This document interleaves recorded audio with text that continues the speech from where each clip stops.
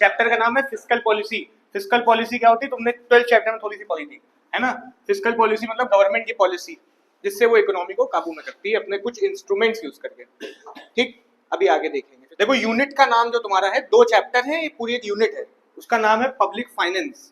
Chapter का नाम तो फिस्कल पॉलिसी है, ठीक है, पर यूनिट जो है तुम्हारी उसका नाम है पब्लिक फाइनेंस। बस शॉर्ट में मीनिंग पढ़ लेना, सिलेबस में है नहीं, बस रीड के लिए रखी है, ठीक है। पब्लिक का जब भी नाम आए समझ जाना गवर्नमेंट की बात हो रही है, और फाइनेंस मतलब होता है पैसा। पब्लिक फाइनेंस मतलब गवर्नमेंट के पास कहाँ से पैसा आता है और कहाँ खर्चा करती है, उस पर स्टडी करना public finance. Public finance the study of the income and expenditure of public authority. Public authority मतलब गवर्नमेंट, चाहे सेंट्रल हो चाहे स्टेट हो, या और कोई पब्लिक अथॉरिटी भी हो सकती है, सेंट्रल गवर्नमेंट, स्टेट गवर्नमेंट, और जो छोटे मोटे होते हैं वो भी इसी में इंक्लूड हो रहा है। आगे क्या लिखा है पब्लिक रीड के लिए, public finance is about how the government gets money. कहाँ से पैसा आता है सरकार के पास, कहाँ से आता है, टैक्सेस से आता है, और सरकारी फर्म चलती है उससे आता है, तो टैक्सेस, फीस, लाइसेंस फीस वगैरह लेती है ना। लोन से भी पैसा लेती है, उधार ले लेती है। और दूसरी चीज क्या है, and how it spends it on thing like, फिर उस पैसे को कहाँ खर्चा करती है, लोगों की सेफ्टी के लिए, डिफेंस पे खर्चा करती है, सेफ्टी, डिफेंस, पब्लिक सर्विस, लोगों की सर्विस देने के लिए खर्चा करती है, रोडें बनवा रही है, पानी की सुविधा कर रही है, अस्पताल बनवा रही है ना। एंड डेवलपमेंट कर रही है, रोडो इंफ्रास्ट्रक्चर में आ गया है। It also include the plans and rules for managing this money. और इस पैसे को मैनेज करने में, कलेक्ट करने में पैसा और खर्चा करने में भी प्लान लगते हैं, टैक्स इतना लगाना है वगैरह वगैरह। पैसा ऐसे ही थोड़ी मिल जाता है, टैक्स रेट, है ना, इन सबको पैसा कमाने में गवर्नमेंट का भी खर्चा होता है और पैसा फिर लोगों पे खर्चा भी करती है। बस मेन इसमें रीड के लिए पूछना कुछ बताओ। तो अब चैप्टर स्टार्ट हुआ है फिस्कल पॉलिसी। फिस्कल पॉलिसी क्या होती है, गवर्नमेंट की पॉलिसी है जिससे वो इकोनॉमी को कंट्रोल में करती है, कुछ अपने इंस्ट्रूमेंट्स यूज करती है। क्या लिखा है, fiscal policy is defined as the policy under which the government uses the instruments of taxation, public spending and public borrowing to achieve various objectives of economic policy। Economy के objectives को पूरा करने के लिए गवर्नमेंट कुछ policy चलाती है और उसमें कुछ इंस्ट्रूमेंट यूज करती है, इसी को बोला जाता है क्या, फिस्कल पॉलिसी। इंस्ट्रूमेंट्स क्या है, एक देखो टैक्सेशन है ना, टैक्सेशन मतलब गवर्नमेंट की कमाई, ठीक, टैक्सेशन मतलब पब्लिक स्पेंडिंग मतलब लोगों पे जो खर्चा करती है, पब्लिक एक्सपेंडिचर ही बोल सकते हैं उसको, एंड पब्लिक बोरोइंग, और उधार भी लेती है, कभी कभी पैसा कम पड़ जाता है तो उधार ले लेती है। ये सब तीनों इंस्ट्रूमेंट्स हैं किसके, फिस्कल पॉलिसी के, याद रहेंगे। रीड के लिए क्या लिखा है, it aims to keep the economy stable.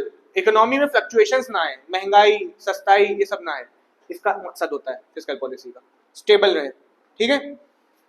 Create jobs, लोगों के पास जॉब हो, ग्रोथ हो, by balancing these tools effectively. Country grow करे, लोगों के पास जॉब हो, इन्हीं टूल्स को यूज करके ये सब काम करती है। नेक्स्ट देखिए, पब्लिक रेवेन्यू क्या होता है। देखो जो तुमने फिस्कल पॉलिसी पढ़ा ना, फिस्कल पॉलिसी के इंस्ट्रूमेंट बताए हमने तुम्हें। पहला इंस्ट्रूमेंट क्या है, टैक्सेशन। दूसरा क्या था, पब्लिक स्पेंडिंग, जैसे हम लोग पब्लिक एक्सपेंडिचर भी बोलते हैं, ठीक है। तीसरा क्या था, पब्लिक बोरोइंग्स, इसको पब्लिक डेब्ट्स भी बोल सकते हैं। पब्लिक बोरोइंग मतलब उधार, डेब्ट्स मतलब उधार, ठीक है। तो ये जो टैक्सेशन है ना, गवर्नमेंट की कमाई है। पब्लिक रेवेन्यू समझ लो यही है एक तरीके से, ठीक है। पब्लिक रेवेन्यू मतलब गवर्नमेंट की कमाई, रेवेन्यू मतलब पैसा जो आता है, ठीक है। टैक्सेशन इसका एक सोर्स है, पब्लिक रेवेन्यू का एक सोर्स क्या है, टैक्सेशन, ठीक है। खैर क्या लिखा है, income of the government from all it's sources is called public revenue. इसमें टैक्स सोर्सेज भी होती हैं और नॉन टैक्स सोर्सेज भी होती हैं। समझ में आ रहा है, पब्लिक रेवेन्यू पहला इंस्ट्रूमेंट है, और इन्होंने मेनली जो इंस्ट्रूमेंट यूज करा वो टैक्सेशन बोल दिया है, ठीक है, पब्लिक रेवेन्यू नहीं बोला है।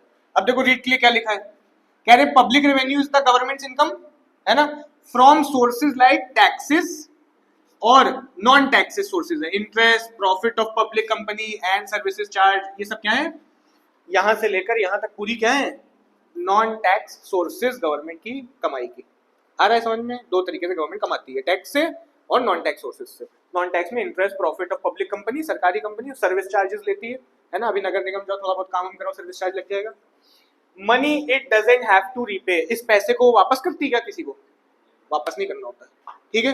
ये किस में आता है, पब्लिक रेवेन्यू में आता है। देखो एक छोटा कंसेप्ट और है एमसीक्यू रिलेटेड, पब्लिक रिसिट्स क्या होती है, पब्लिक रेवेन्यू, पब्लिक रिसिट्स, ठीक है। रिसिट्स क्या होती है, कह रहे इंक्लूड ऑल गवर्नमेंट इनकम, सारी गवर्नमेंट की इनकम तो इंक्लूड करती है ये, साथ ही साथ including public revenue plus borrowing, इसमें उधार भी इंक्लूड हो जाता है, इसमें उधार इंक्लूड नहीं था। पब्लिक रिसिट मतलब उधार भी इंक्लूड हो गया। आ रहा समझ में आपको, and money from printing currency, note छाप के जो पैसा आ रहा है वो भी इसमें इंक्लूड हो गया। ठीक, पूछना है तो पब्लिक रिसिट के अंदर क्या क्या आ रहा है, तीनों चीजें आ रही हैं, ये तो आ ही रहे हैं, साथ साथ बोरोइंग भी आ रही है, साथ ही साथ प्रिंटिंग करेंसी करके जो पैसा आ रहा है वो भी आ रहा है। एमसीक्यू रिलेटेड बात है। ठीक है, तो अब हम ये बताना चाह रहे थे आपको कि सोर्सेज तो दो होती हैं, टैक्सेस नॉन टैक्सेस। ठीक है, लेकिन आगे जो स्टडी कराई है वो किस पे कराई है, टैक्सेस पे कराई है। पब्लिक रेवेन्यू को बस इन्होंने टैक्सेस पे स्टडी करा दी है, नॉन टैक्सेस की बात नहीं करी। तो अभी तुम्हें तीनों पढ़ने लाइन से, ठीक है ना। पहला देखिए, टैक्सेस की बात कर रहे हैं। टैक्सेस क्या होते हैं, कोई बता पाएगा? अगर कोई पूछे भैया टैक्सेस को डिफाइन करो, क्या डिफाइन करोगे? आप बोलोगे टैक्सेस एक कंपलसरी पेमेंट है जो हर किसी को करना पड़ता है ना, और उसके बदले में आपको स्पेशल कुछ नहीं मिलेगा, ओवरऑल सबके भले के लिए होता है। ठीक, टैक्सेस एक कंपलसरी पेमेंट, सबको करना पड़ेगा और बदले में कुछ मिलने वाला नहीं है, सबके भले में हाँ मिल सकता है। अकेले आपको कुछ मिले नहीं है, पैसे दिए गाड़ी खरीद ली, ये तो आपको मिल गया पर्सनल बेनिफिट। टैक्स दिया, कुछ मिला? कुछ नहीं मिला, पब्लिक वेलफेयर के लिए होता है। ठीक है, क्या लिखा है? A compulsory contribution from a person to the government, है ना, to defray the expenses incurred. काहे के लिए देते हो टैक्स गवर्नमेंट को? ताकि वो खर्चे उठा सके। कौन से खर्चे? In the common interest of all, सबके भले के लिए। ठीक, आप गवर्नमेंट को टैक्स का पैसा क्यों देते हो? सबके भले के खर्चे, without reference to special benefit conferred, और आपको कोई स्पेशल बेनिफिट नहीं मिलने वाला। नीचे रीड के लिए क्या लिखा है? कह रहे टैक्सेस के मोन 4 फीचर्स होते हैं मेन। ठीक है, फीचर मतलब उसकी खूबियां, याद नहीं करना आपको, सिर्फ उसमें से मीनिंग है। कंपलसरी होते हैं, मीनिंग से निकल के आ रहा है। Must pay them, refusal leads to legal action, नहीं पे करोगे गवर्नमेंट आपको उल्टा और एक्शन ले लेगी। ठीक है। सेकंड, पर्सनल ड्यूटी, आपकी खुद की ड्यूटी है, अपनी इनकम देखो और उसके हिसाब से टैक्स भरो। गवर्नमेंट तुम्हारी इनकम देखने नहीं आएगी, तुम्हारी कितनी इनकम है टैक्स भरो, ऐसा नहीं होता है। आपकी खुद की ड्यूटी है, अपनी इनकम देखो और टैक्स भरो। पूछना है इसमें? ठीक है, जब तुम नहीं भरोगे तब आके देखती है वो कि भैया तुमने टैक्स नहीं भरा, इतना कमाया, बात की बात होती है। गवर्नमेंट कभी इनकम देखने नहीं आती शुरुआत में। ठीक है, फॉर जनरल वेलफेयर, टैक्स का एक मेन फीचर क्या है? सबके फायदे के लिए होते हैं। नो डायरेक्ट रिटर्न, आपको कुछ भले में वापस में नहीं मिलने वाला, जनरल वेलफेयर में मिल जाए तो बात अलग है। अब दो टाइप के टैक्स होते हैं आपके, एक क्या होता है डायरेक्ट टैक्स, एक होता है आपका इनडायरेक्ट टैक्स। डायरेक्ट और इनडायरेक्ट क्या होते हैं? देखो इस शॉर्ट में बता रहे हैं, आगे तो पूरा इसमें मीनिंग है। डायरेक्ट टैक्स जो आपकी इनकम और वेल्थ पे लगे उसे बोलते हैं डायरेक्ट टैक्स। इनडायरेक्ट टैक्स जो आपकी इनकम वेल्थ पे नहीं लगेगा, सामान खरीदने पे लगेगा, जैसे जीएसटी हो गया। तुम एक बिस्किट का पैकेट लाते हो, उस पर टैक्स भर रहे होते हो, इसे क्या बोलते हैं? Indirect tax. ठीक है, मेन मीनिंग आ गया। देखो tax on income and wealth, यहाँ पे लिखा है tax on goods and service. Direct indirect tax को समझने के लिए आपको इम्पैक्ट और इंसिडेंस की मीनिंग पढ़नी पड़ेगी। ठीक है, इम्पैक्ट और इंसिडेंस क्या होता है? इम्पैक्ट का मतलब क्या लिखा है? The impact of a tax refers to the burden of a tax on the person who pays it to the government in the first instance. पैसा सरकार के पास जाता है टैक्स का, ये तो बात तय है। पहली बार में जिसने टैक्स भरा, पहली बार में, उसे बोलते हैं क्या? इम्पैक्ट पड़ा उसके ऊपर टैक्स का। पहली बार का क्या मतलब है? मान लो एक दुकानदार है जो कि चिप्स बेचता है, उसने वो जब माल मैन्युफैक्चरर से खरीदा तो उसने टैक्स भरा होगा, टैक्स भरा होगा, उसके ऊपर क्या आया? इम्पैक्ट। पहली बार जिसने टैक्स भरा उसे क्या कहते हैं? इम्पैक्ट पड़ा। इम्पैक्ट मतलब जिसने फर्स्ट इंस्टेंस में गवर्नमेंट को टैक्स दिया किसी सामान पे, उसे इम्पैक्ट बोल देता है। टैक्स चीज पे एक बार नहीं, बार बार लगता, भी आगे और बिकेगी, तो इम्पैक्ट मतलब पहली बार। ठीक है, एग्जाम्पल हमने तुम्हें समझाया बस। दूसरा क्या? इंसिडेंस क्या होता है? इंसिडेंस का मतलब होता है जिसकी जेब पे अल्टीमेटली असर पड़ा। जेब पे असर पड़ने का मतलब क्या है? मान लो एक शॉपकीपर था ए, उसने जब सामान मैन्युफैक्चरर से खरीदा तो उसने टैक्स भर दिया, उसके ऊपर क्या पड़ा? इम्पैक्ट पड़ गया। ठीक, लेकिन जब वो माल तुमको बेचेगा, है ना, तो पूरा का पूरा टैक्स तुमसे क्या कर लेगा? वसूल लेगा। जेब पे असर किसकी पड़ा? उसने बर्डन क्या कर दिया? शिफ्ट कर दिया आपके ऊपर। पहली बार में तो उसने अपनी जेब से भर दिया था, जब उसने आगे सेल करा तो आपसे वसूल लिया। इसको बोलते हैं इंसिडेंस। जिसकी जेब पे असर पड़ा, जिसको बर्डन असली में झेलना पड़ा, उसे क्या बोलते हैं? इंसिडेंस। पूछना है क्या लिखा? Incidence of a tax refers to the money burden of a tax on the person who ultimately pays it. Ultimately तो इधर नीचे आया है। अच्छा, तो दो टैक्स की बात हो रही थी, ये तो एक बीच में आ गया, बीच में, है ना। बात क्या हो रही थी? डायरेक्ट टैक्स की, और किसकी बात हो रही थी? इनडायरेक्ट टैक्स की। डायरेक्ट टैक्स क्या एग्जाम्पल दिया हमने आपको? इनकम पे लगता है। इनडायरेक्ट टैक्स किस पे लगता है? गुड्स एंड सर्विस पे लगता है। तो फिर ये क्यों समझाया इन्होंने? ये इसीलिए समझाया क्योंकि जो डायरेक्ट टैक्स होता है उसका इम्पैक्ट और इंसिडेंस दोनों एक ही आदमी पे आता है। ठीक, डायरेक्ट टैक्स का इम्पैक्ट और इंसिडेंस एक ही आदमी पे आता है। मान लेते हैं तुम्हारी इनकम है, तुमने पहली बार गवर्नमेंट को टैक्स भरा, इम्पैक्ट किस पे आया? आप पे। और किसी और से वसूल लोगे क्या इसको? नहीं वसूल। इंसिडेंस भी किस पे आया? इम्पैक्ट और इंसिडेंस एक ही आदमी पे आ जाए, क्या कहोगे? Direct tax. और अगर इसी की बात करते हैं हम इनडायरेक्ट टैक्स की, तो indirect tax goods and service वाला है, उसका ये एग्जांपल चल जाता कि पहली बार में तो शॉपकीपर ने भरा, बाद में आपसे वसूल लिया, तो इनडायरेक्ट टैक्स का इम्पैक्ट और इंसिडेंस अलग अलग आदमी पे आता है। देखिए क्या लिखा है डायरेक्ट टैक्स की meaning. A direct tax is that tax whose burden is borne by the same person on whom it is levied। ठीक है, बर्डन भी उसी की जेब पे पड़ा जिस पे लगाए। देखिए रीड के लिए क्या दिया हुआ है। In a direct tax, the person on whom the tax is imposed is the one who actually pays it। वही बात लिखी हुई। The burden can't be passed to someone else। आगे किसी पे शिफ्ट आउट नहीं किया जा सकता। ठीक है, example income tax, corporation tax company पे लगता है, वेल्थ टैक्स, प्रॉपर्टी टैक्स, ये सब अगर लग गया तो ये आप ही के ऊपर लगेगा, किसी पे शिफ्ट आउट नहीं होगा। ये goods and service, corporation tax goods and service वाला नहीं है, ये कंपनी की इनकम पे लगता है, ये वो है। ठीक है, नेक्स्ट देखिए इनडायरेक्ट टैक्स क्या होते हैं, अभी बता दिया आपको हमने। आएगा किसी पे शिफ्ट हो जाएगा बर्डन। ठीक है, क्या लिखा है? Indirect tax is that tax which is initially imposed on and paid by one individual. पहले तो एक पे आया, but the burden of which is passed over to some other individual who ultimately bears it. पहली बार में किसी ने पे करा, आगे इसका बर्डन शिफ्ट कर दिया गया, उसकी जेब पे असर ही नहीं था शॉपकीपर की, उसने पूरा का पूरा पैसा और प्रॉफिट आपसे वसूल लिया। Indirect tax. ठीक है, नेक्स्ट रीड क्लियर क्या लिखा हुआ है? An indirect tax is first paid by the producer or seller, but its burden is passed on to the consumer through higher prices। महंगा करके आपसे पूरा पैसा चार्ज कर लेता है। The person who pays it to the government is different from the one who ultimately bears the cost। पे तो उसने करा पर बियर आपने करा, आपने गवर्नमेंट को थोड़ी भरा। Example GST in India where the final consumer pays the actual burden. GST में सारा का सारा पैसा आप ही की जेब पे आता है, ना मैन्युफैक्चरर ना किसी की जेब पे, किसी की जेब पे इतना नहीं आता है जितना कंज्यूमर पे आता है। ठीक, आगे बढ़िए। ठीक है, अब और कुछ टाइप्स के टैक्स आएंगे, पर पहले इनडायरेक्ट और डायरेक्ट की डिफरेंस याद कर लेना, बहुत इंपॉर्टेंट है। ठीक है, आप बना लेना 3-4 पॉइंट इसी मीनिंग से, एग्जांपल वगैरह से, और कर लेना, हो जाएगा। नेक्स्ट आते हैं proportional regressive and progressive and regressive taxes. ठीक है, 3 तरीके के और टैक्स की बात करने वाले हैं। डायरेक्ट इनडायरेक्ट बहुत इंपॉर्टेंट है, लेकिन ये भी बहुत इंपॉर्टेंट है। पहला क्या है? Proportional tax. देखो नाम से समझ में आ रहा है, ठीक है, प्रोपोर्शनल मतलब जो चीज एक तरीके से रहे, उसे प्रोपोर्शनल बोलते हैं। ठीक, क्या लिखा है? अब प्रोपोर्शनल टैक्सेशन, सॉरी ये तो मीनिंग लिखा है, हाँ यहाँ a tax is called proportional when the rate of taxation remains the same as the income of the tax payer increases. आपने 5 लाख साल में कमाया, टैक्स भरना है 5%। आपने 10 लाख कमाया तब भी कितना भरना है? 5%। 20 लाख कमाया कितना भरना है? 5%। क्या कहोगे? Proportional taxation. देखिए यहाँ रेट लिखा है, एग्जाम्पल हो सकता है is a flat income tax of 20%। कह रहे इनकम टैक्स 20% है। If someone earns 5 lakh a year, tax तब कितना बना? 1 लाख। 1 लाख कैसे बना? इसका 20% निकाला गया।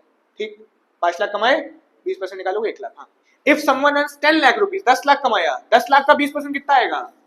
2 लाख। 20% ही लग रहा है। In both cases that rate 20% is the same. अच्छा, ग्राफ कैसे बनेगा?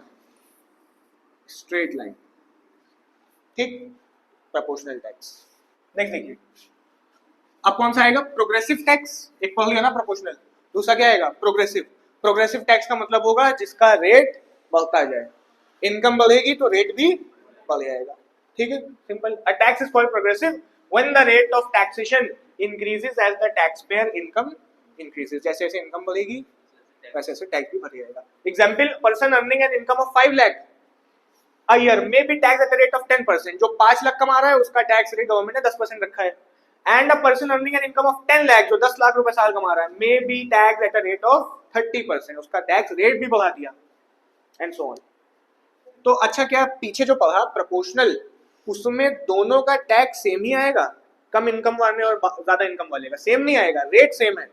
फिगर निकालोगे तो बढ़ जाएगी, है ना, रेट सेम है। यहाँ पे तो और ज्यादा बढ़ जाएगी क्योंकि रेट भी बढ़ा दिया गया। नेक्स्ट थर्ड कौन सा होगा? रिग्रेसिव। रिग्रेसिव टैक्सेशन क्या होता है? रिग्रेसिव टैक्सेशन का मतलब होता है आपकी इनकम बढ़ी, आपका टैक्स रेट गिर गया, इसे क्या बोलते हैं? रिग्रेसिव। आ रहा है समझ में ये? ठीक है, लेकिन जो टैक्स रेट बढ़ेगा ना वो एक्चुअल में आपके टैक्स को कम नहीं करेगा। ठीक, मान लो 5 लाख इनकम है, कुछ टैक्स लग रहा है, 10 लाख इनकम है तो थोड़ा टैक्स का रेट कम कर देंगे, लेकिन अगर मनी निकालोगे तो वो ज्यादा ही आ रही होगी। ठीक है, क्या बोला अभी देखना, क्या लिखा है, A regressive tax is one in which the rate of taxation decreases as the taxpayer income increases. Income बढ़ी, टैक्स डाउन। ठीक है, tax rate down, tax rate down. ठीक है, क्या लिखा, example, for example person earning an income of 5 lakh a year, 5 lakh कमा रहा है, may be tax at a rate of 20% tax लगा, while a person earning an income of 10 lakh a year may be taxed at a rate of 15%. Tax rate 20 से कहां आ गया, 15। ठीक, regressive and so on, आगे और कम हो सकता है। हाउएवर, लेकिन एब्सोल्यूट टैक्स लायबिलिटी में इंक्रीज। ठीक है, निकालोगे पे परसेंट तो टैक्स लायबिलिटी हो सकता है बढ़ ही रही हो, ऐसा नहीं होगा कि उसकी घटी जा रही हो। आ रहा है समझ में, इंपॉर्टेंट पॉइंट है ये। एक टैक्स ऐसा भी आता है जिसमें तो उल्टा गिरे आता है, पैसे भी गिरे जाते हैं रेट के साथ, तो इसीलिए समझाते समय दोनों बातें लिखनी होगी। ठीक है, with increase in income does a regressive tax falls more heavily on the poor people। तो देखा जाए तो गरीबों पे ज्यादा लग रहा है ये, है ना, गरीबों पे ज्यादा लग रहा है, तो ये यूज में आता नहीं है। ये डेवलप्ड कंट्रीज में पहले यूज में आता था। वहां क्यों लगाते थे, वहां इसलिए लगाते थे कि आदमी अमीर होता था पहले से, तो वहां चाहा जाता था कि ये और अमीर हो, तो गवर्नमेंट क्या करती थी, गरीबों पे ज्यादा अमीरों पे कम, ताकि गरीब भी अमीर बनने की कोशिश करे, क्योंकि वहां का गरीब भी अमीर था। ठीक, आया समझ में? तो ये मेनली डेवलप कंट्रीज में लगाया जाता था, अब इसका कोई यूज ज्यादा रह नहीं गया। नेक्स्ट आते हैं 13। अब नेक्स्ट देखो एक और नाम दिया है, डिग्रेसिव टैक्सेशन। ठीक है, वैसे इन्होंने 3 ही दिए थे ऊपर हेडिंग, लेकिन डिग्रेसिव भी एक दिया हुआ है। ठीक है, डिग्रेसिव क्या होता है, क्या लिखा है, tax is called degressive when the rate of progression in taxation does not increase in the same proportion as the increase in income. Income ज्यादा तेजी से बढ़ेगी, टैक्स का रेट थोड़ी कम तेजी से बढ़ेगा। इनकम दुगनी हो गई, टैक्स का रेट दुगना नहीं हुआ, हाँ लेकिन बढ़ा है, क्या बोलोगे, डिग्रेसिव। समझ में आया ये? ठीक है, मतलब जो प्रोग्रेसिव था, प्रोग्रेसिव पढ़ा था, उसमें भी तो इनकम के साथ टैक्स बढ़ रहा था, प्रोग्रेसिव ज्यादा तेजी से बढ़ेगा, ये थोड़ा कम तेजी से बढ़ेगा। एक एक्सप्लेनेशन तो इसका ये होता है, एक एक्सप्लेनेशन और होता है, क्या लिखा है नीचे पढ़ते हैं। पहले देखो क्या लिखा है, एग्जाम्पल इसका सिंपल सा हो सकता है कि आपने 5 लाख कमाए, ठीक है, आपके ऊपर टैक्स लगा था 10%, आपकी इनकम दुगनी हो गई 10 लाख, तो टैक्स होना चाहिए था 20%, 20 नहीं हुआ, मान लेते कितना हुआ 18%, ये क्या हो गया, डिग्रेसिव टैक्सेशन। नीचे क्या लिखा है, degressive tax is when tax rate rise with income but not in the same proportion. ये एक एक्सप्लेनेशन है इसका, ये आपने ऊपर पढ़ा। एक और होता है, और करके क्या लिखा है, rise only up to a point and then stay constant. एक चीज ये भी होती है कि कभी कभी मान लो तुम्हारी 5 लाख इनकम थी, ठीक है, टैक्स लगा 10%, इनकम दुगनी हो गई, इनकम 10 लाख हो गई, तो टैक्स तुम्हारा बढ़ गया, बढ़ के 12% हो गया, लेकिन अब नहीं बढ़ेगा जितनी बढ़ा लो इनकम। ठीक है, हाँ एक बार बढ़ गया या थोड़े लिमिट तक बढ़ा, उसके बाद क्या हो गया, कांस्टेंट, इसको भी डिग्रेसिव बोला जाता है। और rise only up to a certain point and then stays constant. India में इसी तरीके का लगता है। क्या लिखा है, example in India income tax rate increases from 5%, अगर आपकी इनकम 2.5 से 5 लाख है, टू 25%, 25% हो जाएगा अगर 12.5 लाख से 15 लाख कमा रहे हो। ठीक है, हो सकता है फिगर पुरानी हो, आपकी बुक में दी थी, आ रहा है समझ में? 12 लाख इनकम है तो कितना हो गया, 25%, सीधे 5% से बढ़ के कहाँ गया, हाँ 25% हो गया, लेकिन उसके बाद constant. But beyond 15 lakh the rate stays at 30%, no matter how high the income. अब जितना भी कमा लो बस उतना ही रहेगा, उसके आगे नहीं। तो ये भी डिग्रेसिव ही कहलाएगा। ग्राफ देख लें इनके तीनों के, टैक्स के ग्राफ देख लेते हैं। अभी एक तो बहुत सिंपल था, जिसका नाम क्या था, प्रोपोर्शनल। कैसा था, स्ट्रेट लाइन, प्रोपोर्शनल टैक्स। एक था प्रोग्रेसिव, उसमें क्या होने वाला था, टैक्स रेट बढ़ता जाएगा, तो 20 से स्टार्ट हुआ, 0% तो होगा नहीं, ऑब्वियस है ना, इसको क्या बोल देंगे, प्रोग्रेसिव। एक डिग्रेसिव था, अभी जो पढ़ा, डिग्रेसिव हमने कहा था प्रोपोर्शनल से कम इंक्रीज खाएगा, है ना, तो इनके कहाँ आएगा, बीच में, और एक लिमिट के बाद क्या हो जाएगा, कांस्टेंट। ये क्या है आपका, डिग्रेसिव। ठीक है, और एक तो उल्टा था जो कि गिर रहा था, इसका नाम क्या था, रिग्रेसिव। ये आपका कंप्लीट हो गया, डायरेक्ट, इनडायरेक्ट, और उसके बाद ये 4।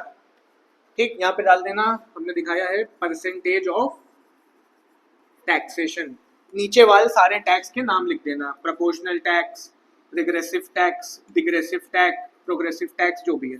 ठीक, जिन वाई एक्सिस एक्स एक्सिस। आगे बोलिए, नेक्स्ट देखिए क्या है, नोट एक दिया छोटा सा इन्होंने, इंपॉर्टेंट है रीड के लिए। क्या लिखा है, regressive and degressive taxes burden the poor more. Degressive भी गरीबों पे पड़ रहा है और रिग्रेसिव भी गरीबों पे पड़ रहा है। ठीक है, डिग्रेसिव और रिग्रेसिव दोनों का यही हाल है। So they are not seen so as fair, तो ये ज्यादा फेयर नहीं माने जाते हैं। Proportional taxes are simple but tax rich and poor at the same rate. कहने प्रोपोर्शनल टैक्स तो थोड़े सिंपल है, लेकिन अमीरों गरीबों सबको एक ही में तौले दे रहे हैं, प्रोपोर्शनल एक ही रेट लग रहा है, तो मेकिंग देम लेस जस्ट, तो थोड़े कम जस्टिस माना जाता है इसको। तो प्रोग्रेसिव रेट जो होता है आर प्रेफर्ड, कहने ये ज्यादा अच्छा माना जा रहा है। ठीक है, because they tax the rich more, reduce inequality. ठीक है, increase revenue with income growth, कह रहे हैं ये जो प्रोग्रेसिव टैक्स है ये इनइक्वालिटी को खत्म करता है कि गरीब पे कम है अमीर पे ज्यादा है। रेवेन्यू बढ़ाता है किसका, गवर्नमेंट का, गवर्नमेंट का रेवेन्यू बढ़ेगा टैक्स से, ज्यादा इनकम वाले ज्यादा वसूल रही है ना। Increase revenue with income growth, जैसे जैसे लोग इनकम बढ़ रही गवर्नमेंट का रेवेन्यू बढ़ रहा है।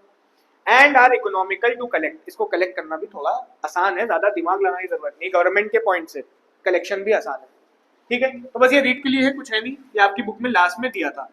उसके बाद क्या है, पब्लिक एक्सपेंडिचर, पहला टूल हो गया आपका पब्लिक रेवेन्यू टैक्सेशन, दूसरा टूल क्या था, पब्लिक स्पेंडिंग, पब्लिक एक्सपेंडिचर बोलते हैं इसको। मीनिंग क्या लिखी है, पब्लिक एक्सपेंडिचर, पब्लिक आए तो government, refers to the expenses incurred by the public authorities, सरकार के खर्चे, चाहे वो सेंट्रल गवर्नमेंट हो, स्टेट गवर्नमेंट हो या कोई लोकल बॉडी हो, और वो खर्चा काहे पे होता है, फॉर इट्स ओन मेंटेनेंस, अपने मेंटेनेंस पे हो सकता है, as also for meeting the collective needs, ठीक है, सबके भले के लिए भी हो सकता है, of the citizen, and for promoting their economic and social welfare, उनके इकोनॉमिक वेलफेयर मतलब उनकी इनकम बढ़े है, कंट्री की इनकम बढ़े है, इसके लिए भी हो सकता है, सोशल वेलफेयर के लिए भी हो सकता है, सबके भले के लिए, अस्पताल, पेंशन, इन सब पे भी हो सकता है। ठीक, नीचे देखो रीड के लिए क्या लिखा है, कह रहे एग्जाम्पल ऑफ पब्लिक एक्सपेंडिचर, थोड़े एग्जाम्पल पढ़ लेते हैं। कहाँ कहाँ खर्चे होते हैं, मेंटेनेंस ऑफ गवर्नमेंट, पहले तो अपने खुद के मेंटेनेंस पे भी खर्चा गवर्नमेंट करती है। ठीक है, जैसे कि administration cost, law and order, कानून बनाने में, अपनी गवर्नमेंट चलाने में खर्चा होता है थोड़ा बहुत। उसके बाद कलेक्टिव नीड्स, सबके भले के लिए खर्चा होता है, education, public health, defence, public work, transportation वगैरह वगैरह, गवर्नमेंट का तो खर्चा है सब। आगे welfare and development, old age pension, housing schemes, देखा होगा गवर्नमेंट ने हाउसिंग स्कीम निकाली है ना, पावर प्रोजेक्ट्स, कम्युनिकेशन नेटवर्क वगैरह वगैरह, इन सब पे गवर्नमेंट का खर्चा होता है। नेक्स्ट देखिए क्या है, इंपॉर्टेंस, बहुत इंपॉर्टेंट टॉपिक स्टार्ट हो रहा है। ठीक है, गवर्नमेंट पब्लिक एक्सपेंडिचर के इंपॉर्टेंस क्या है, ये टॉपिक है, या फिर पब्लिक एक्सपेंडिचर के इफेक्ट्स क्या पड़ते हैं, सरकारी खर्चों के असर क्या पड़ते हैं। ठीक है, वो ये टॉपिक है आपका। ठीक, इंपॉर्टेंस करके पूछे, इफेक्ट्स करके पूछे, वही बताना आपको। पहले रीड के लिए कुछ दिया हुआ है, कह रहे public expenditure isn't just about government spending, सिर्फ सरकार के खर्चों पे ही नहीं है ये पब्लिक एक्सपेंडिचर का टॉपिक। ठीक है, बहुत सी चीजें होती है इसके अंदर। क्या है, कह रहे इट्स अ पावरफुल टूल, एक बहुत पावरफुल टूल है, that shapes the whole economy, सरकारी खर्चे अगर सही जगह पे लगने लगेंगे, ठीक है, तो इकोनॉमी को बहुत फायदा होगा। ठीक, इकोनॉमी शेप में आ जाएगी, कंट्री शेप में आ जाएगी। When used well it boost economic activity, supports growth and improve public welfare. ठीक है, सबका भला, कमाई भी आगे, कंट्री भी आगे, अगर ये सही से होने लगे तो। ठीक है, इसमें अभी देखो बहुत सी चीजें ऑफ द सिलेबस थी आपके चैप्टर में, वो हटा दी गई है, याद रखना। ठीक है, बुक को देखोगे तो बहुत सी चीजें मिलेंगी, जैसे टैक्सेस के मेरिट्स, डीमेरिट्स सिलेबस में नहीं है, जो सिलेबस में नहीं हट गया है। ठीक है, क्या है देखिए, effect of public expenditure on production, पहले देखते हैं, अभी आपने टॉपिक पढ़ा ना कि बहुत इंपॉर्टेंट है ना, तो देखते हैं कि इसके असर पब्लिक एक्सपेंडिचर के प्रोडक्शन पे क्या पड़ रहे हैं। प्रोडक्शन के लिए पब्लिक एक्सपेंडिचर क्यों इंपॉर्टेंट है, पब्लिक एक्सपेंडिचर स्टिमुलेट्स प्रोडक्टिविटी या स्टिमुलेट्स प्रोडक्शन, कहने बढ़ाता है, पब्लिक एक्सपेंडिचर सरकारी खर्चे प्रोडक्शन को बढ़ाते हैं इकोनॉमी में, कैसे बढ़ाते हैं उसके पॉइंट्स, क्वेश्चन आ सकता है। इंपॉर्टेंस बताओ पब्लिक एक्सपेंडिचर के ऑन प्रोडक्शन, इफेक्ट्स बताओ पब्लिक एक्सपेंडिचर के ऑन प्रोडक्शन, पूरे कंट्री के पॉइंट से बात करनी है कि प्रोडक्शन कैसे ऊपर जाएगा सरकारी खर्चों की वजह से। समझ में आ रहा है टॉपिक, ठीक है, सुन रहे हो। पहला, generating income and demand through government purchases, सरकार पहले तो चीजें खरीदती है तो इससे लोगों पास इनकम आती है ना, लोगों के पास इनकम आती है तो उससे वो आगे और काम भी करते हैं, खर्चा भी करते हैं। ठीक, पहला गवर्नमेंट के खुद के खर्चे, गवर्नमेंट जो generating income and demand through government purchases, government defence का सामान खरीदती है, एडमिनिस्ट्रेशन पे और डेवलपमेंट पे खर्चा करती है, मजदूरों को पैसा देती है। इससे क्या होता है, at the end production he boost होता है। आ रहा है समझ में? कनेक्ट काहे से कराना, जब भी कोई बात लिखना कनेक्ट कराना के क्या बूस्ट होगा, प्रोडक्शन। हमने तो शॉर्ट में लिखी है, आप जो एक्सप्लेन करोगे थोड़ा प्रोडक्शन से कनेक्ट करा देना इसको। दूसरा क्या है, कह रहे हैं एफिशिएंसी इंप्रूव करती है। एफिशिएंसी मतलब लोग अच्छे से काम कर पाए। लोग कब अच्छे से काम कर पाएंगे, जब उनके पास अच्छी एजुकेशन हो, अच्छी हेल्थ हो, अच्छा सैनिटेशन एंड हाउसिंग हो।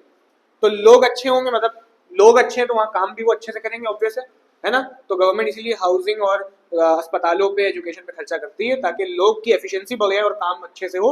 एट द एंड क्या बूस्ट हो, कंट्री का प्रोडक्शन। ठीक है, कनेक्ट किससे कराना है, प्रोडक्शन से। थर्ड आते हैं developing skills through training and education. वही बात है, गवर्नमेंट एजुकेशन जो सरकारी स्कूल चला रही है, जो नहीं पढ़ पा रहा वो पढ़ ले, जिससे कि क्या हो जाए, डेवलप हो जाए। और सरकारी ट्रेनिंग भी कराती है, ठीक है, कि एक पर्टिकुलर फील्ड की ट्रेनिंग करा रही है। गाँव में जाओगे तो बहुत मिलेगा। सरकारी के स्कूल नहीं, ट्रेनिंग सेंटर्स भी होते हैं, वहां जाके सीख जाते हैं स्किल। जैसे कि एग्जाम्पल हो मिस्त्रीगिरी, ठीक है, और भी बहुत एग्जाम्पल होते हैं। तो ये सब गवर्नमेंट क्यों खर्चा कर रही है, खर्चा कर रही है इन पे ताकि क्या बूस्ट हो, प्रोडक्शन।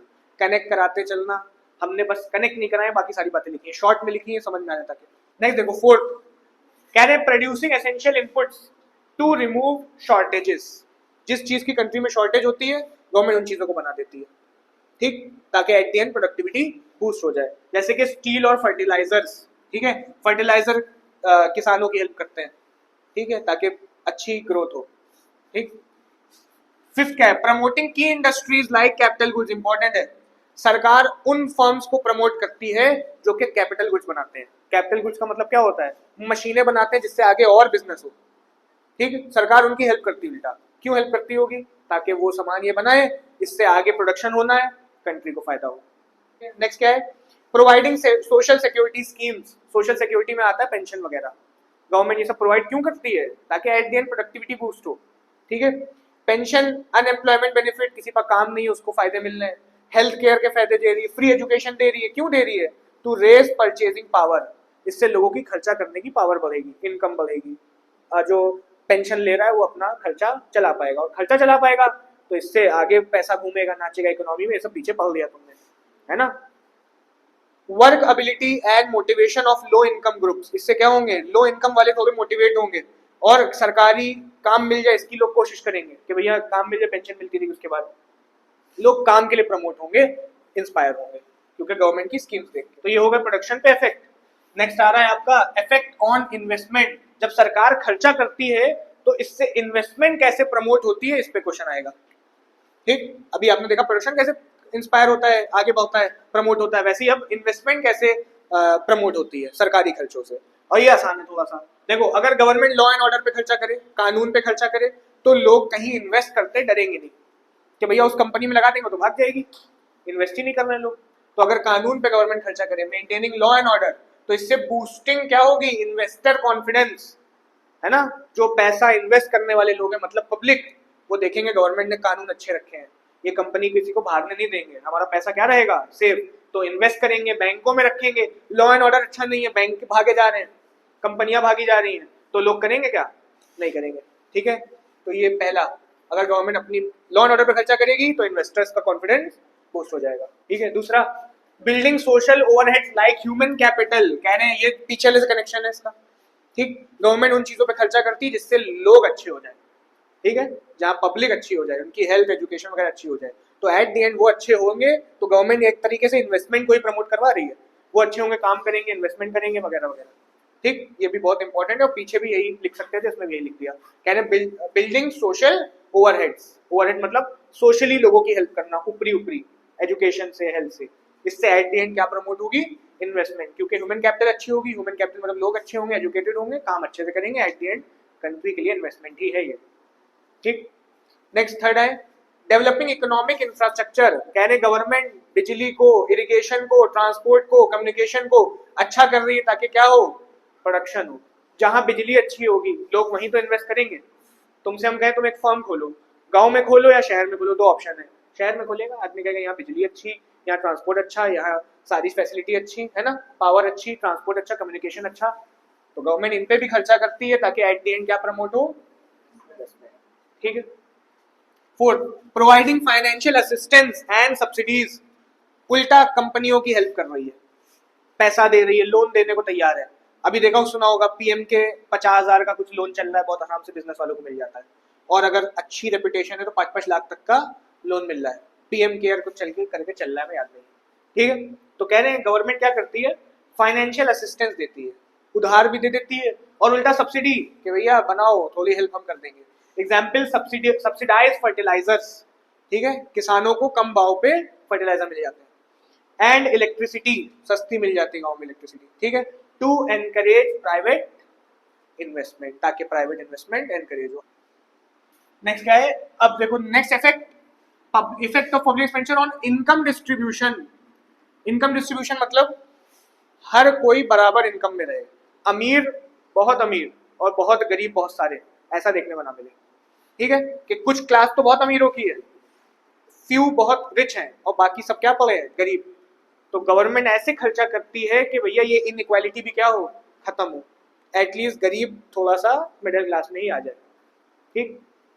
कैसे प्रमोट होते हैं इसको देखना है। कह रहे public expenditure helps create fairer income and wealth distribution, ठीक है, सरकारी खर्चे फेयर इनकम डिस्ट्रीब्यूशन हो, फेयर वेल्थ डिस्ट्रीब्यूशन हो, इस पे भी प्रमोशन करते हैं। क्या लिखा पहला, सपोर्टिंग द पुअर, सरकार खर्चा करती है गरीबों पे, कैसे करती है, funding welfare measure like free education, है ना, गरीब अपना बच्चे को पढ़ा सकता है स्कूलों में सरकारी, हेल्थ केयर सरकारी अस्पताल वगैरह, पेंशन, ठीक है, किसको मिलती है, गरीबों को मिलती है। अनएम्प्लॉयमेंट रिलीफ, काम नहीं है तो गवर्नमेंट गांव देहात में बहुत रिलीफ देती है, हेल्प करती है, ठीक है।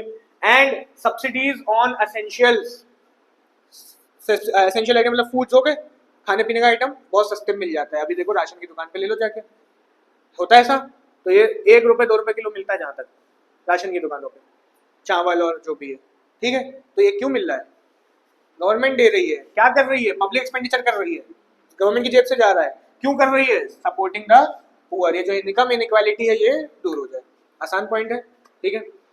Example food grain to reduce inequality, कहने subsidies on essential food grains to reduce inequality, inequality ना रहे, सबके पास खाने को तो एटलीस्ट, ठीक। नेक्स्ट आते हैं रिड्यूसिंग रीजनल डिस्पैरिटीज। सेकंड क्या होता है, ये जो रीजनल डिस्पैरिटीज हैं कि गांव में फर्म्स नहीं है, शहरों में बहुत फर्म्स हैं, ठीक है, मुंबई चेन्नई इन सब जगह बहुत बढ़िया बढ़िया फर्म्स हैं, और थोड़े ऐसे इलाके जहाँ डाउनवर्ड है वहाँ फर्म्स नहीं है, इसे कहते हैं रीजनल डिस्पैरिटीज। इसका मतलब भी यही होता है कि income distribution of income and wealth सही से नहीं है, वहाँ गरीबी है इन शहरों में, जहाँ फर्म ज्यादा है वहाँ अमीरी है, ठीक है। इसको कैसे दूर करती है, गवर्नमेंट खोल देती है अपनी फर्म, उल्टा फर्म खोलने पे पैसा देती है, सब्सिडी देती है, फाइनेंशियल हेल्प करती है, कहाँ खोलने पे, बैकवर्ड एरियाज में, ठीक है। क्या लिखा है, giving subsidies and financial aid to set up industries in backward area, क्या बाहर जाके तुम खोलो, हम तुम्हारी थोड़ी हेल्प कर देंगे। And developing infrastructure to promote their growth, और गांव देहात को भी वो शहर बनाने की कोशिश कर रही है, रोडे अच्छे कर रही है, ताकि क्या हो, एट द एंड डेवलपमेंट हो। अब नेक्स्ट जो लास्ट बचा हुआ है एक और, इसके बाद इकोनॉमिक ग्रोथ को कैसे प्रमोट करता है, कौन, फिर से पब्लिक एक्सपेंडिचर, ठीक है। इकोनॉमिक ग्रोथ का मतलब क्या है, कंट्री को कैसे फायदा होगा, इसमें तुम सारे मिक्सअप करके लिख सकते हो, खास बात ये है क्योंकि इकोनॉमी के फायदे की तो थे सारे, इन्वेस्टमेंट प्रमोट करना वगैरह वगैरह सब इकोनॉमी के फायदे के थे, तो कंट्री कैसे ग्रो करेगी पब्लिक एक्सपेंडिचर से वो बताना है, ठीक। सरकारी खर्चों से कंट्री कैसे प्रमोट होती है वो बताना है। पहले देखो directly developing infrastructure, economic overhead and की इंडस्ट्रीज, पीछे से पूरा मिलाया हुआ है।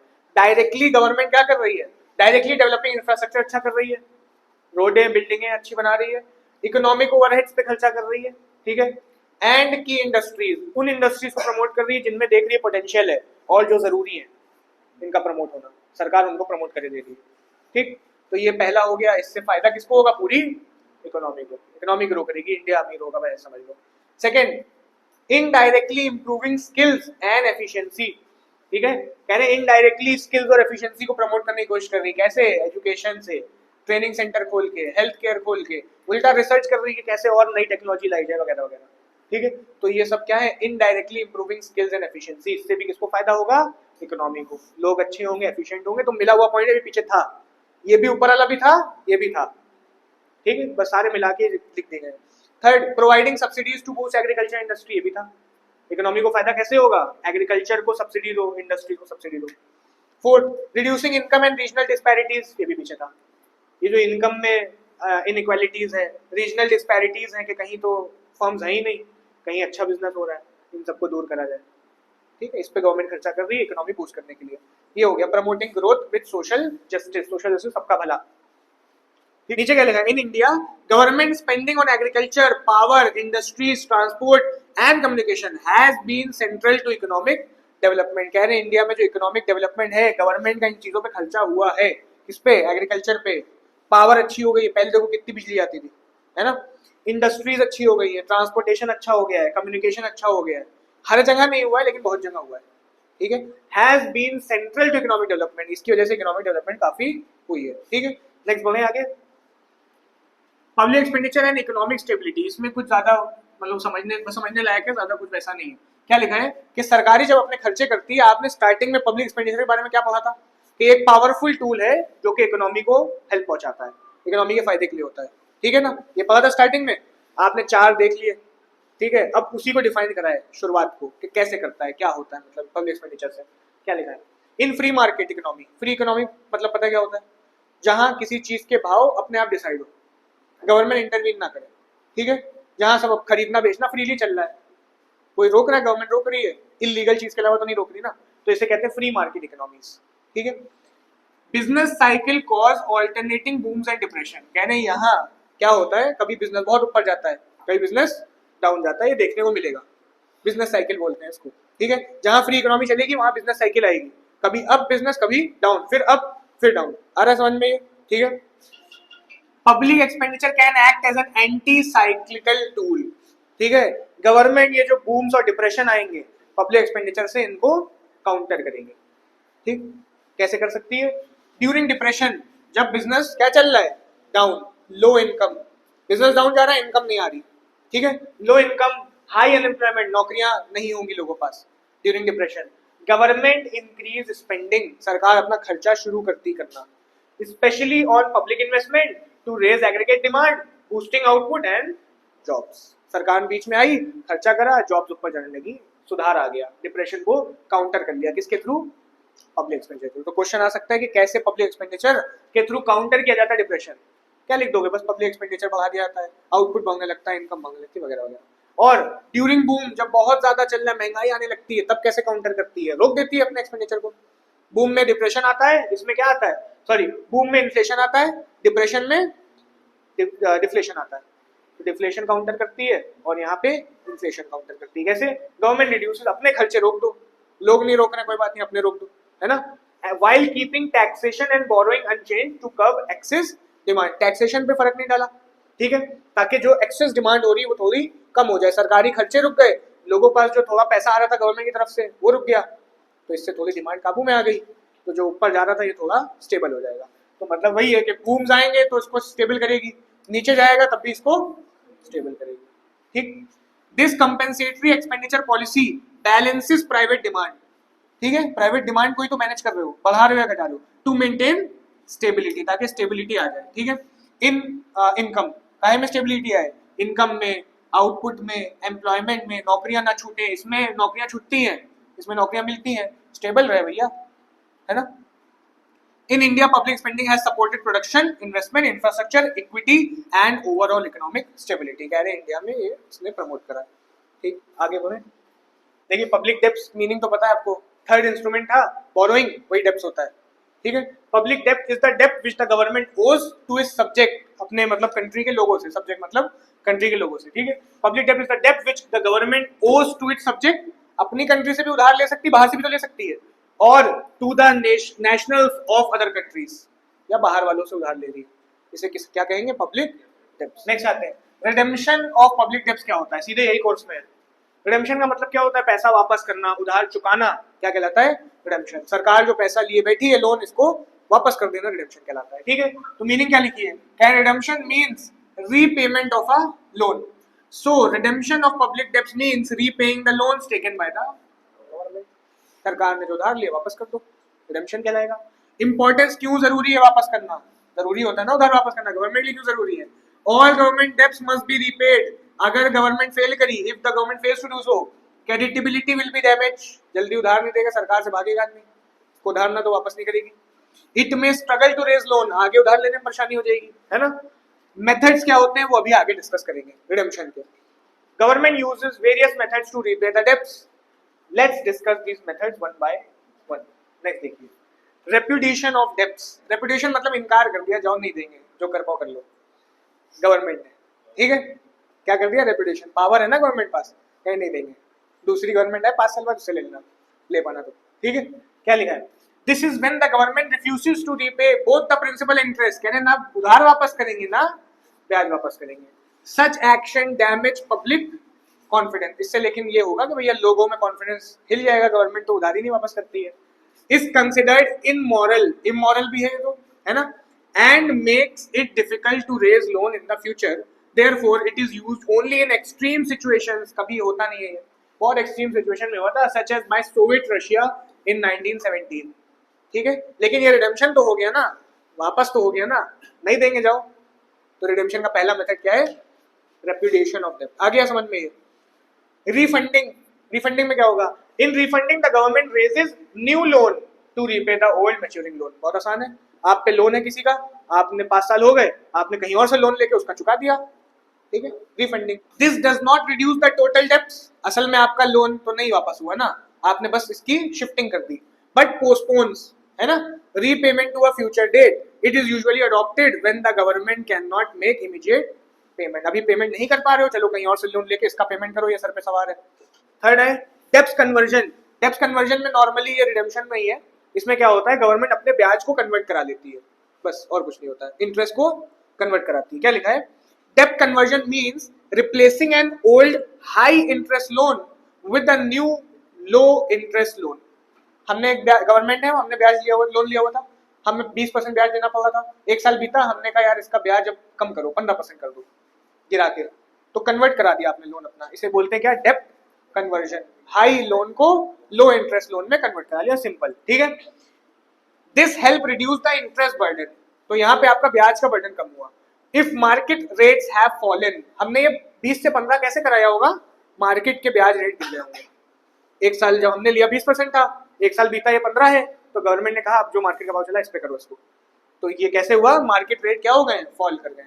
It can only be done if the government has good credit reputation, ये तभी होगा जब सरकार अच्छा रेपुटेशन है, उधार लेती है, वापस भी कर देती है, ब्याज भी टाइम से देती है। फोर्थ आता है बजटरी सरप्लस, बहुत आसान है। गवर्नमेंट का बजट क्या होता है, गवर्नमेंट पास जो पैसा आता है, जो खर्चा करती है, ये सब प्लान पूरा बजट कहलाता है। तो गवर्नमेंट पास जो पैसा आया एज एन रेवेन्यू, अभी देखा टैक्स वैक्स से आता है, और लोगों पे खर्चा करा, पैसा बच गया थोड़ा, तो उससे क्या कर दो, उधार चुका दो, इसे कहते हैं बजटरी सरप्लस। गवर्नमेंट की इनकम माइनस एक्सपेंडिचर, जो इनकम बच गई उससे उधार चुका दो।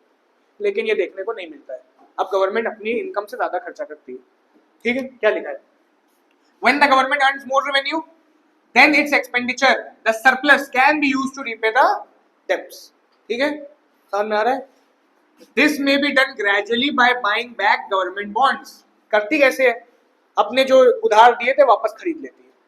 मान लो 5 साल का है लोन, 3 साल बाद गवर्नमेंट ने क्या करा, अपने लोन वापस करवा लिए, इसे कहते हैं बाय बैक, ठीक है, बस लिख देना अपने उसने रीपे कर दिया, ये भी लिख सकते हो। From the market leading to automatic डेब्ट रिडक्शन, उसका उधार कम हो गया। अभी इसको डीप में थोड़ा समझा देते क्या लिखा है। However surplus budget are rare today, लेकिन ये सरप्लस होता है बहुत कम, ठीक है। क्या लिखा है अभी ध्यान दिलाना, ये कंप्लीट होगा तो बता देंगे पूरा, बस इतना समझ लेना, अपने सरप्लस से उसने उधार चुका दिया। कैसे चुकाया, इन्होंने एक खास बात लिखी हुई है, मार्केट से ही जाके चुका देती है, कैसे चुकाती बात करेंगे। नेक्स्ट क्या है, टर्मिनल एन्युटी। टर्मिनल एन्युटी मतलब अपने लोन की इंस्टॉलमेंट बनवा ली, ठीक है, किस्तों में उसको अदा कर देगी। क्या लिखा है, द गवर्नमेंट रीपेज इट्स डेब्ट इन इक्वल एनुअल इंस्टॉलमेंट्स, साल साल की इंस्टॉलमेंट बना ली, 5 लाख का लोन है, धीरे धीरे चुका देंगे। 5 लाख का लोन नहीं होता गवर्नमेंट में, बहुत बड़े बड़े लोन होते हैं। Each including both principal and interest, और सब में इंटरेस्ट विद प्रिंसिपल, प्रिंसिपल मतलब अमाउंट भी देगी, थोड़ा सा ब्याज भी देती रहेगी। This spreads the repayment over several year, इससे थोड़ा रीपेमेंट फैल जाता है सालों तक, 5 साल तक रिडेम्पशन चलता रहेगा, एक बार में पैसा नहीं चुकाना, ठीक है। Reducing the burden annually until the डेब्ट इज फुली क्लियर्ड, हर साल थोड़ा कम होता रहेगा और एट द एंड ये पे हो जाएगा। इसे क्या कहते हैं, टर्मिनल एन्युटीज। एन्युटीज का मतलब ही होता है जो इंस्टॉलमेंट्स है, इन्हें एन्युटीज बोलते हैं। सिंकिंग फंड, सिंकिंग फंड क्या होता है, गवर्नमेंट एक, जैसे आप कोई सामान खरीदने गल्ला बनाते हो, पैसा डालते हो, वैसे ही सिंकिंग फंड होता है। उधार चुकाना है, थोड़ा सा रिजर्व गवर्नमेंट बनाती रहती है, इसे क्या बोलते हैं, सिंकिंग फंड, और टाइम आता है इससे उठा के पेमेंट कर देती है। ठीक है, क्या लिखा है, a separate fund is created specifically for डेब्ट रीपेमेंट, उधार चुकाने के लिए। Each year government deposits a fixed amount from its revenue into this fund, हर साल थोड़ा थोड़ा पैसा इस फंड में डालती रहती है अपनी कमाई से, which is then used to pay interest and repay loans as the mature, जैसे ही लोन मैच्योर होता है उसको उसी से उठा के पे कर देती है। देखो गवर्नमेंट अपनी कमाई से एक फंड बनाती रहती है, साइड करती रहती है, रिजर्व बनाती रहती है कह लो, और जब टाइम आता है लोन का तो उससे पे कर देती है। नेक्स्ट आते हैं 7, statutory reduction in interest rate. इसमें क्या होता है, इन रेयर केसेस गवर्नमेंट ने legally reduce the interest rate on it's debts. कहते हैं गवर्नमेंट तो पावरफुल है ना, लीगली कहती है भैया इसके ब्याज गिराओ, ठीक है, मार्केट भाव से नहीं, इसमें तो मार्केट भाव से गिरे थे डेब्ट कन्वर्जन में, लीगली कहा उसने। Creditors must accept the lower rate due to the government authorities, accept भी करना पड़ता, मानना ही पड़ता है, सरकार ने कहा 20% नहीं, हम 5% देंगे, ठीक है। This is usually adopted only during sewer financial crisis, लेकिन ये तभी किया जाता है जब बहुत दिक्कत आई हो कंट्री में, वरना गवर्नमेंट ऐसा नहीं करती है, ठीक है। जैसे रिफ्यूज नहीं करती है वैसे ही ब्याज का रेट भी एकदम से डाउन जान करके नहीं करती है। स्टैट्यूटरी रिडक्शन है, स्टैट्यूटरी मतलब अपनी पावर यूज करी उसने, ये क्या था, डेब्ट कन्वर्जन था, उसने जो मार्केट भाव था उसमें करवा दिया। आ रहा है समझ में, डिफरेंस लिखने पाएगा, मार्केट रेट चला उसमें करवाया, इसमें अपनी पावर नहीं यूज करी गवर्नमेंट ने, यहाँ तो पावर यूज कर ली। दो बचे हैं, कैपिटल लेवी। कैपिटल लेवी बहुत आसान है, सरकार क्या करती, बहुत अमीर आदमी होता है उसके बहुत प्रॉपर्टी होती है ना, तो अगर कभी कोई इमरजेंसी टाइप सिचुएशन आ गई तो उस पर टैक्स लगा देती प्रॉपर्टी पे उसकी, ठीक है, बहुत करोड़पति 100 करोड़ का मालिक आदमी है, उस पर टैक्स लगा दिया गवर्नमेंट ने, ठीक, इसे कहते हैं कैपिटल लेवी, स्पेशल टैक्स लगा दिया ताकि वॉर टाइम चल रहा है या इमरजेंसी चल रही है तो गवर्नमेंट को पैसों की जरूरत है, वो इससे क्लियर कर दे, लेकिन ये बहुत रेयर होता है। A one time heavy tax on the property and wealth of rich people used in special cases like war to quickly repay big debts, not used in normal times। बोले उधार थे government के ऊपर तो किसी की कैपिटल लेवी करा और उधार चुका दिया। आया समझ में, ये बड़ा उधार चुकाना था, ठीक है, नॉर्मल टाइम्स में ये नहीं करती है, वॉर टाइम में करती है, तो किसी की प्रॉपर्टी पे टैक्स लगाया, उससे पैसा वसूला और जो बड़ा सा उधार चुकाना था वो चुका दिया, ठीक। एक्सपोर्ट सरप्लस, ठीक है, कह रहे to repay loan from other countries we need foreign money. मान लो कहीं गवर्नमेंट ने बाहर की कंट्री से उधार लिया हुआ है तो आपको उसको रीपे करने के लिए बाहर की करेंसी चाहिए होती है, ठीक है। This can be earn by selling more goods abroad than we buy from other country. तो क्या गवर्नमेंट क्या एक्सपोर्ट को प्रमोट करती है, एक्सपोर्ट को प्रमोट करने से होगा क्या, गवर्नमेंट कंट्री के लोग बाहर बेचेंगे, बाहर की इनकम आएगी, अब यहाँ के लोग उसको कन्वर्ट कराएंगे, यहाँ के लोग उस कंट्री में थोड़ी रखेंगे, करेंसी में कन्वर्ट करा लेंगे, वाली करेंसी गवर्नमेंट को दे देंगे और इंडियन रुपी ले लेंगे, तो गवर्नमेंट पास क्या आई, फॉरेन करेंसी आई, ठीक है, और उससे वो बाहर के उधार चुका देगी, ठीक है। यहाँ तक बात खत्म हो गई है, आगे बताते हैं क्या लिखा है, यहाँ तक समझ में आ गया, ठीक है। एक्सपोर्ट प्रमोट कराती है, बाहर की करेंसी आए, बाहर के लोन चुका दे। If loans are used to make export goods repayment is easier, है ना, जो लोन लिया है सरकार ने वो एक्सपोर्ट पे ही लगा रही है, एक्सपोर्ट प्रमोशन पे लगा रही है, तब तो ये आसान हो जाएगा ये मेथड, वरना if not people may have to use less so more goods can be, और अगर ऐसा नहीं करा, एक्सपोर्ट प्रमोशन नहीं करा, तो अपनी कंट्री के लोगों को कम यूज करना पड़ेगा ताकि भैया बाहर बेचा जाए और पैसा आए और लोन चुकाया जाए। डीप पॉइंट था, इंपॉर्टेंट पॉइंट था, समझ में आया। नेक्स्ट लास्ट बचा है डेफिसिट फाइनेंसिंग और खत्म हो गया चैप्टर। 3 टूल्स थे वो तो कंप्लीट हो गए। क्या क्या टूल्स थे, टैक्सेशन जो कि रेवेन्यू केस था, बोरोइंग एक्सपेंडिचर और ये बोरोइंग्स। लास्ट बचा डेफिसिट फाइनेंसिंग, ये कोई टूल नहीं है, एक नॉर्मल सी बात है, ये भी उधार के केस मान लिया जाता है, जब गवर्नमेंट नोट छाप दे अपने खर्चे उठाने के लिए, इसे क्या बोलते हैं, डेफिसिट फाइनेंसिंग, ठीक है। Deficit financing means meeting the deficit between government expenditure and revenue through the creation of new money. नए नोट बना के अपने खर्चे और इनकम के बीच का डिफरेंस उठाना क्या कहलाता है, डेफिसिट फाइनेंसिंग। चैप्टर कंप्लीट हो गया। एक जो पढ़ा है लास्ट में तुम बैठ के रीड कर लेना, जब भी पढ़ना बस हल्का सा रीड कर लेना, बाकी दिमाग ज्यादा ना लगाना, ठीक है। वेस्टर्न डेफिनेशन मतलब इंडिया के बाहर की डेफिनेशन अगर उठाई जाए तो यही है जो तुमने पढ़ी, ठीक, कि जो गवर्नमेंट के पैसे कम पड़ गए उसने नए नोट छाप के उठा दिए। इंडियन डेफिनेशन में होता यही है, थोड़ा सा और एक्स्ट्रा आ जाता है, ठीक है, ये बोरोइंग्स वगैरह को भी इंक्लूड कर लेते हैं, ठीक, रीड कर लेना, आ जाए ठीक, नहीं है कोई बात नहीं, कोई बात दिक्कत की बात नहीं, मीनिंग ही कोर्स में है उसकी, ठीक। वेस्टर्न डेफिनेशन है उसी चीज की, एक gap between expenditure and current revenue, simple है वही बात है, एक्सपेंडिचर और रेवेन्यू के बीच का गैप कवर्ड बाय बोरोइंग और न्यू मनी, नया नोट छापा या बोरो करा। लेकिन इंडियन डेफिनेशन क्या कहती है, gap between expenditure and current revenue plus public borrowing, इन्होंने इस अपने रेवेन्यू में पब्लिक बोरोइंग को भी लिया हुआ है, ठीक है। गवर्नमेंट जो उधार लेती है उसको भी क्या मान लिया है, रेवेन्यू, ऊपर नहीं माना गया था। Covered by using cash balance और बोरोइंग फ्रॉम आरबीआई, ठीक है, व्हिच प्रिंट्स न्यू करेंसी, तो आरबीआई वो पैसा कैसे देता है, नोट छाप के। तो मेन डिफरेंस क्या नजर आया, डिफरेंस तो ये नजर आया कि इन्होंने इसमें पब्लिक बोरोइंग बस नहीं ली थी, गवर्नमेंट की कमाई और खर्चे का डिफरेंस, इन्होंने कमाई में क्या लिया हुआ है, रेवेन्यू तो लिए हैं, साथ ही साथ पब्लिक बोरोइंग उधार को भी ले लिया है, तब कमी पड़ गया है, तब भी कमी पड़ी जा रही है, तब हो रहा है डेफिसिट, तब नए नोट छापे जा रहे हैं। इसमें डिफरेंस बस रेवेन्यू माइनस एक्सपेंडिचर लिया गया है, जो डिफरेंस आएगा नए नोट छापे जाएंगे या फिर उधार ले लेंगे किसी से, बाहर वाले लोग का ये होता है। इंडियन क्या चलता है, इंडिया में कह रहे हैं रेवेन्यू, लेकिन रेवेन्यू में ऑलरेडी क्या इंक्लूडेड है, बोरोइंग, ठीक है, बोरोइंग पहले ही ले ली गई है, और अगर अब एक्सपेंडिचर कम पड़े जा रहे हैं, मतलब आप कमा भी रहे हो उधार भी ले रहे हो, उसके बाद भी एक्सपेंडिचर क्या है, ज्यादा है, अब क्या करा जा रहा है, नए नोट छापे जा रहे हैं या कैश बैलेंस लिया जा रहा है आरबीआई से, जो कि at the end which prints new currency, तो इसमें बोरोइंग ऑलरेडी इंक्लूडेड है, उसमें नहीं है। तो ये दिखा रहा है कि थोड़ा इंडिया डेवलपिंग में आ रहा है, तो ये डेवलप्ड है, ठीक है। ये सब डीप पॉइंट है, न्यूमेरिकल बेस हमने बता दी इसी